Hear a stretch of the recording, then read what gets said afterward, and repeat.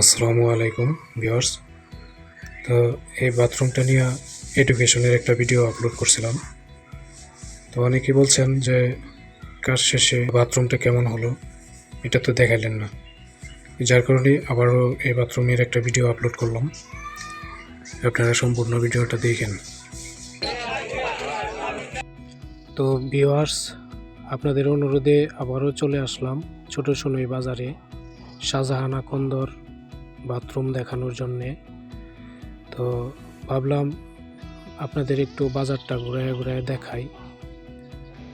তো দেখেন, এই হলো ছোট সোনাই বাজার, মনোরম পরিবেশ।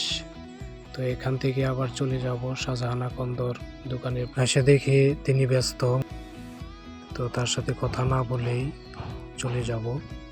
তো সে টেলার্সের কাজ করে, এটা হলো তার নিজস্ব কারখানা। সে ভালো কাজ জানে, ছেলে মেয়ে উভয়ের পোশাক তৈরি করতে পারেন। তার সাথে কন্ট্যাক্ট করতে চাইলে কন্ট্যাক্ট করতে পারেন, নাম্বার স্ক্রিনে দেওয়া আছে। তো এখন চলে যাব তার বাড়িতে। এটা হলো আকন্দ বাড়ির মেইন গেট। তো এটা হলো বাহির সাইড, দেখতেই পাচ্ছেন এটা পুরাটাই আকন্দ বাড়ি।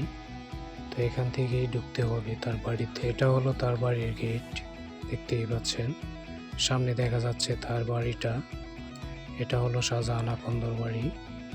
তো তারা তিন ভাই মিলে এই বাড়িটা করেছে।